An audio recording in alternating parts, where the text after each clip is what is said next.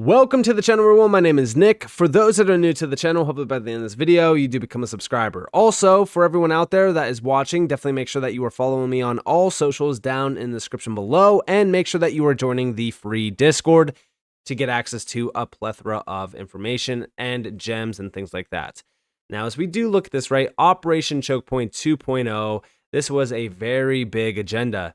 Especially going back to March of 2023 when we started to see banks going belly up, banks being targeted, debanking of crypto on and off ramps being targeted. This was a very big deal. Now, there was also a lot of people saying like, oh, this is not actually happening. It's just regulators targeting the space. Well, back in January, we did get confirmation from Custodia Bank that this is still ongoing. It's still a much bigger problem, and it's much bigger than the SEC. In fact, it's the Fed, it's the FDIC, it's a lot of government agencies, and also even politicians that are now anti-crypto. And I don't even think I need to mention Elizabeth Warren's anti-crypto army that she put in place to really kind of target this space.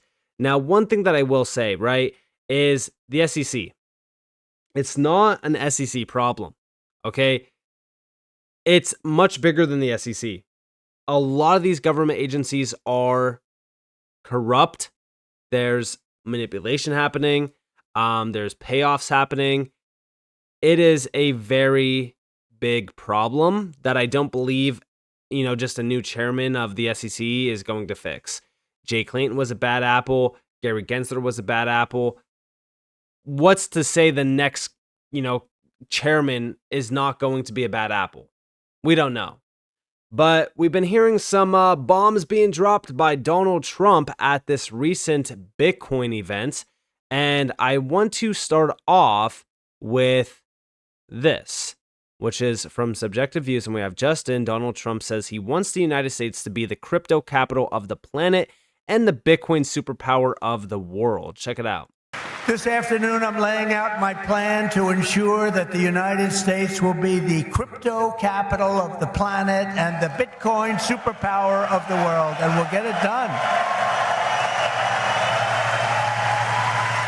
If crypto is going to define the future, I want to be mined, minted, and made in the USA. It's going to be. It's not going to be made anywhere else. And if Bitcoin is going to the moon, as we say, it's going to the moon, I want America to be the nation that leads the way. And that's what's going to happen. Now, I'm indifferent when it comes to politicians and politics. I personally don't really care too much about politics. I've told you guys this many times over. What we hear at these conferences just really kind of feeds the hype train. All right.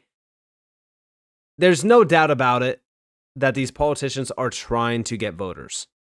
All right. It would be ridiculous to say, oh, no, they're not trying to get. They are. That's their end goal here. And they are now telling us everything that we want to hear to get voters. Even Donald Trump doesn't really understand the technology just by hearing him talk about Bitcoin.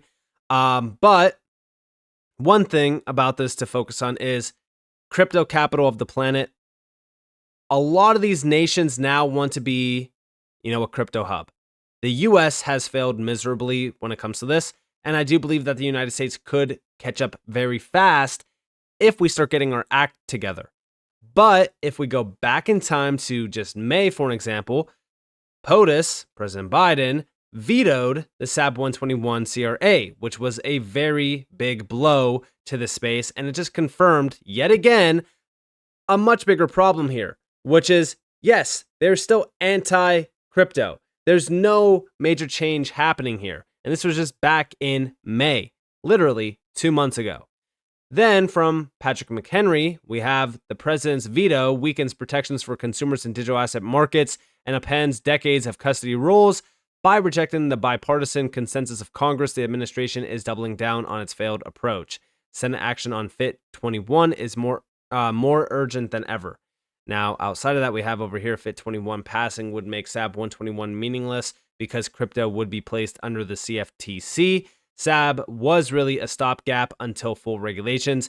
The Senate needs to take up the bill, pass it by a large majority. A supermajority will override a veto. And yes, as we really kind of look at what's going on here, we need to pass either FIT 21 or SAB 121 in the meantime until we actually have, regulatory clarity.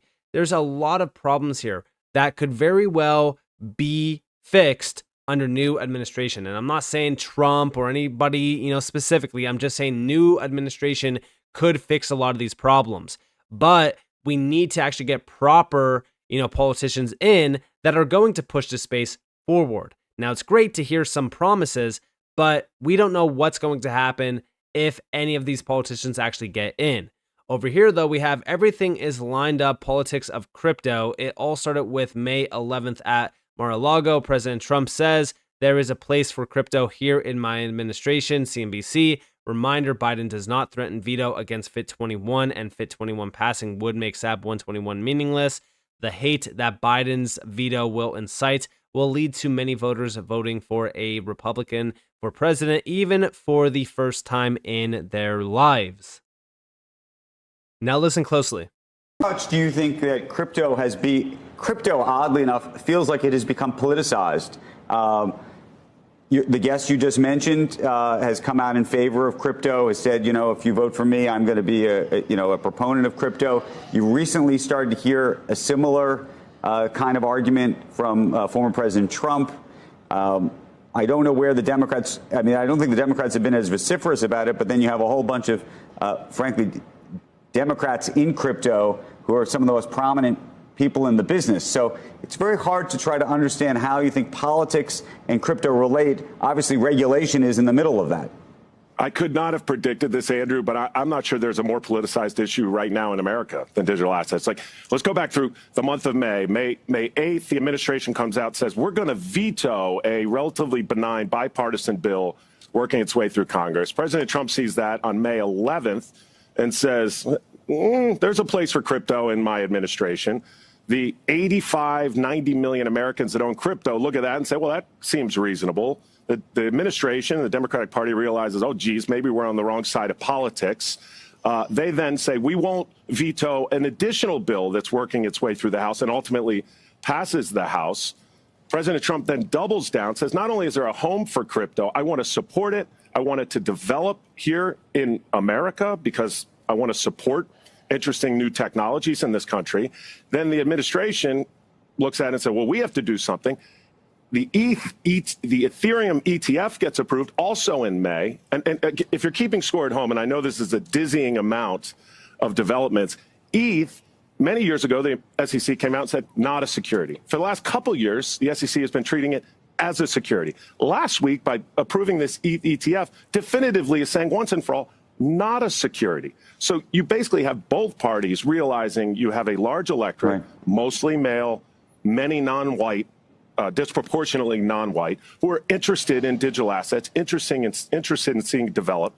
And so both parties are saying, what can we do to be helpful? It certainly all started with May 11th at Mar-a-Lago, President Trump saying, hey, there's a place here in my administration. Hey, Tom. So there you guys have it. And again, as we really look at what's going on here, yeah, it's like a tug of war. All right. You have on the Republican side and on the Democratic side, it's all right. If Republicans are pro-crypto, we're going to be pro-crypto. But the problem is that it can't work that way because for the last 4 years, let's just be honest here, Dems and this admin have been anti-crypto. So now to flip, it's showing the cards. It's showing that they will pander to the crypto holders out there because they want the votes. I don't trust anything that's happening right now until we see action. If the Dems really want to be serious about this, they would show action now ahead of the elections. If Trump or any Republican out there wants to be pro-crypto and really kind of live up to their words, we would see action if they get in.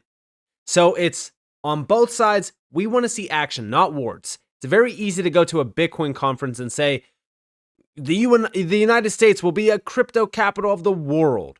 We want to make Bitcoin here, which is just a ridiculous statement if I'm being honest. But you get the picture, right? If they're going to pander to us, let's see some action. And let's hold them accountable when we don't see action. And this goes for both sides. Over here we have Donald Trump at the Bitcoin conference On day one, I will fire Gary Gensler. Now, this in itself is a lie. I'm just going to be honest with you guys. This is a lie. Why is it a lie? Well, we'll talk about it here in a second. Let's listen closely. We're going to let it grow. On day one, I will fire Gary Gensler and appoint a new SEC chairman.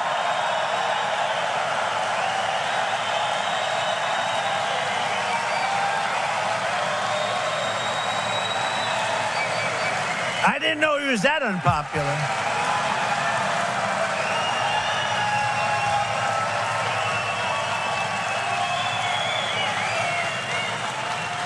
Well, I didn't know he was that unpopular.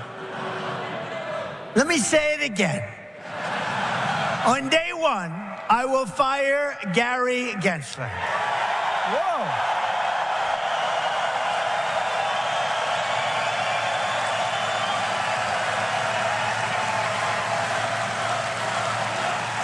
We're going to let it. So there you guys have it. Now, again, he can't do this. Over here from Wrath of Kahneman, we actually have, everybody remembers that the president of the US can't remove the SEC chair, right? Supreme Court ruled on this before. Presidents can't remove appointed heads of regulatory agencies. It's why politicians tried to introduce the SEC Restructuring Act in 2023. Now, when we really kind of look at this, is Wrath of Kahneman 100% correct on this? He is. But we could see, a possible new appointed chairman. But the problem is that he can't force Gary Gensler to step down. But if we do get, a new appointed chairman, I just look at this and I say, it's not a Gary Gensler problem. I know that you guys are going to say, Nick, what? Are you crazy? Obviously, Gary Gensler has done a terrible job in and of himself, but remember what the SEC is, and remember their history. It's not the best agency out there. Jay Clayton, I remember during the SEC lawsuit with XRP, in 2021, when Gary Gensler was stepping through those doors, everyone thought he was the white knight to save everything. And we all know how that turned out. So if we really look at this, I don't believe that the SEC is the agency to bring in regulatory clarity. I personally would love to see the CFTC take over. But also we have, I will immediately shut down Operation Choke Point 2.0. They want to choke you. This I can see happening over some time. Again, a lot of these, moves that are being promised here will happen over time if they do happen. Listen closely. I will immediately shut down Operation Choke Point 2.0. They want to choke you. They want to choke you out of business. We're not going to let that happen. So yeah, there you guys have it. Now, obviously, I would love to see Operation Choke Point 2.0 cut down, end it, out of the picture. But the real question is it going to happen? We don't know. First off, we don't even know if Donald Trump is going to win. We don't know what's going to happen in, November. But we are keeping a close eye out on the agenda here because we know Dems have failed us. Will Republicans fail us too? We don't know. We have to watch, wait, and see. But one thing that I really am focused on is the SEC getting cut from the picture, the CFTC having the power when it comes to crypto, which I feel as though it would be a very big deal because we already know that a lot of the commissioners at the CFTC have been meeting with some companies in the space, Ripple for one of them, just to mention.